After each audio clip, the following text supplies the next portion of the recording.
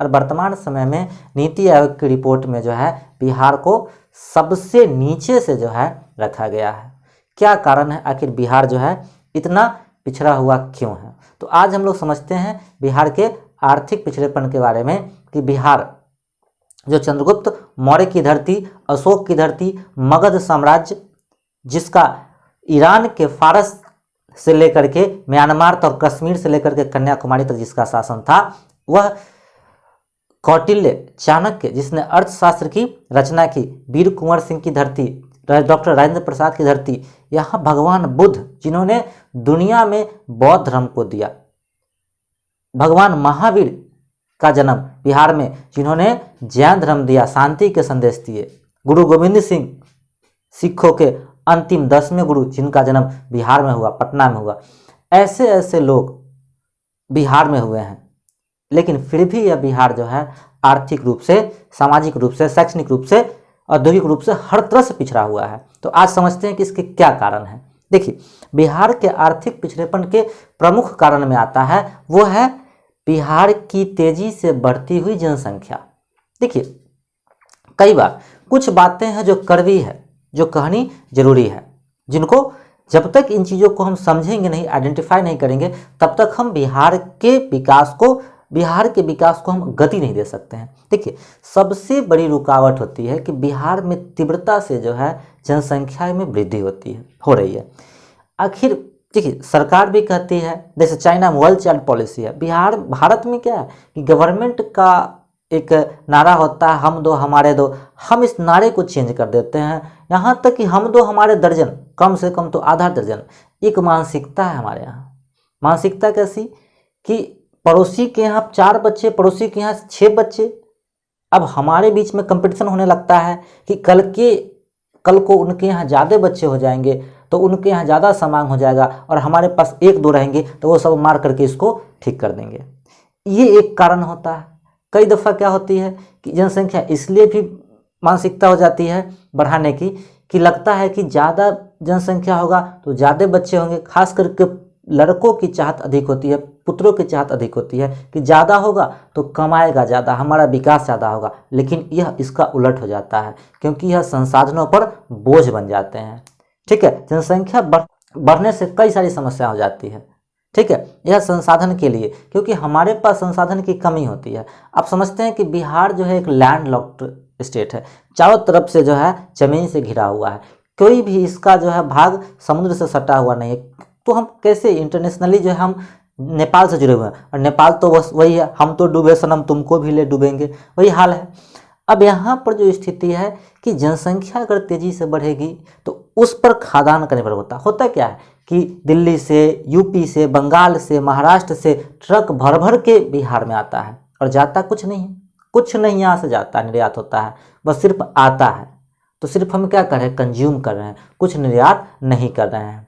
जब हम कुछ निर्यात नहीं करेंगे, कुछ देंगे नहीं, तो फिर हमारा विकास संभव नहीं है। क्यों? क्योंकि पॉपुलेशन रेट अधिक है, तो हम दूसरे स्टेट्स पर निर्भर हो जाते हैं। इससे हमारे धन की क्या हो रही है, व्यय हो रही है। और जिस ढंग से पॉपुलेशन, जनसंख्या बढ़ रहा है, उस ढंग से लिटरेसी नहीं बढ़ रही है, आउटपुट नहीं बढ़ रही, स्किल्स नहीं बढ़ रहे हैं। ये एक बड़ी समस्या है। इसके बाद समझते हैं कि दूसरा कारण क्या है, कि दूसरा कारण है कि आधारिक संरचना का अभाव। देखिए, बिहार में जो है इंफ्रास्ट्रक्चर की कमी है।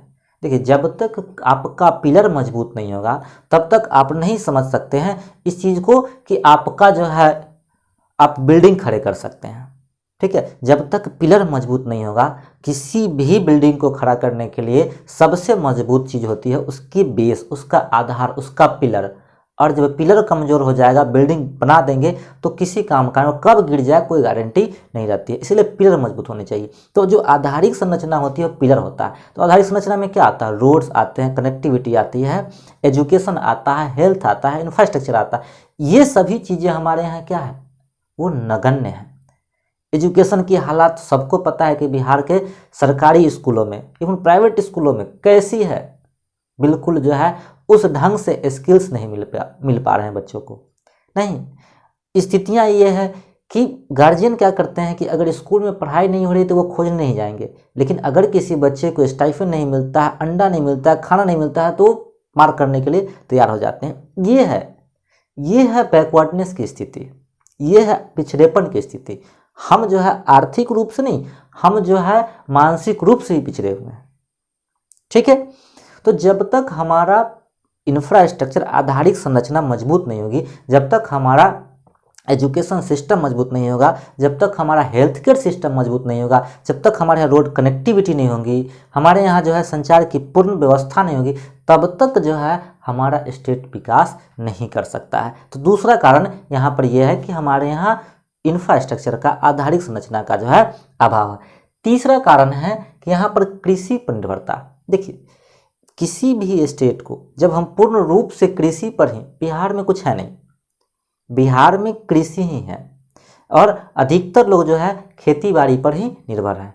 अब बताएंगे, खेती बाड़ी में फुल टाइम तो जॉब होता नहीं। क्या होता है कि एक बार हम खेत में बुआई कर दिए, उसके बाद जो है फिर घर आ गए, उसके बाद बीच बीच में उसकी सफाई करेंगे, मतलब कि उसकी जो है जो कमैनी वगैरह होता है उसको करेंगे और फिर काट कर लाएंगे और फिर जो है फसल को रख लेंगे। बीच का जो समय होता है वो यहाँ पर क्या होता है, बेरोजगार हो जाते हैं। इसके कारण क्या होता है कि लोग जो है दूसरे स्टेट्स में पलायन कर जाते हैं। और एक तो सबसे बड़ी समस्या ये हो गई जिसको कहते हैं जले पे नमक छिड़कना। एक तो झारखंड जब बिहार से अलग हो गया तो और बड़ी समस्या हो गई। जब झारखंड था तो इसका दोहन दूसरे स्टेट्स ने अच्छे से किया, लेकिन जब झारखंड अलग हो गया तो बिहार में कृषि के अलावा कुछ नहीं बचा। जितने भी यहाँ जो संरचनाएं थी बोकारो स्टील प्लांट से, ये सब कहाँ चले गए, और जो खनिज संपदा हुआ करती थी वे सभी जो है झारखंड में कट के चले गए और बिहार पूरी तरह से लैंड लॉक्ड एक एग्रीकल्चरल स्टेट बन करके रह गया। और एग्रीकल्चर में कभी भी किसी को फुल टाइम जॉब नहीं मिलता है, बस मौसमी बेरोजगारी होती है। तो साइड से लोग क्या करते हैं, पशुपालन, मुर्गी पालन, ये सब करते हैं, लेकिन इससे जो है इसका विकास उस ढंग से नहीं होने वाला।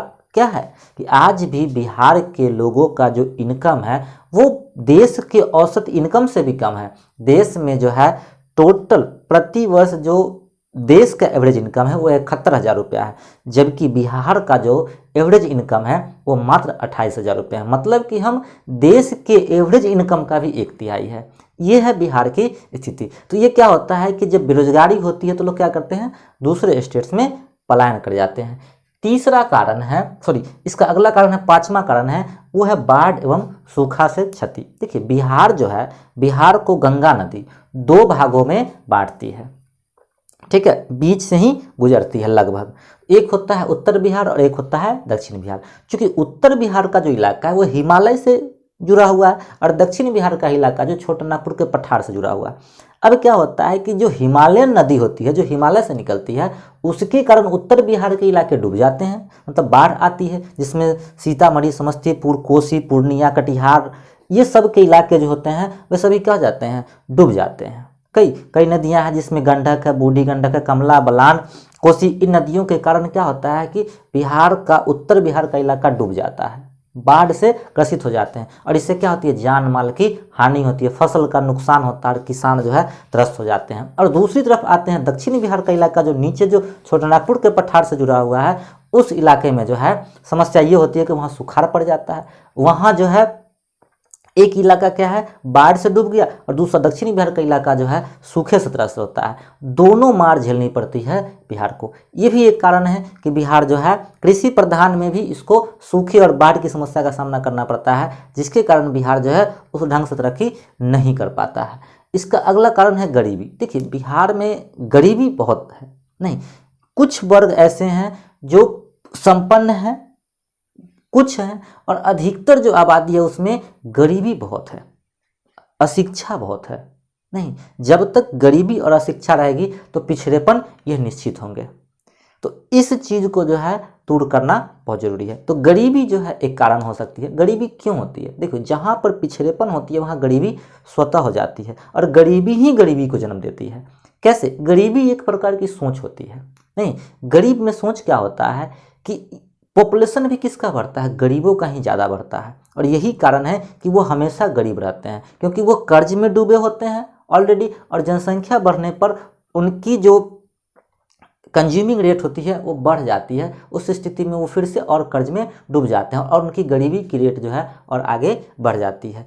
नेक्स्ट कारण जो है वह खराब विधि व्यवस्था। देखिए बिहार में कहीं से भी कोई कल कारखाने आते हैं तो यहाँ पर ऐसी विधि व्यवस्था है कि उसको यहाँ सर्वाइव करना बहुत मुश्किल हो जाता है और अंततः वह क्या करता है, यहाँ से निकल करके भाग जाता है।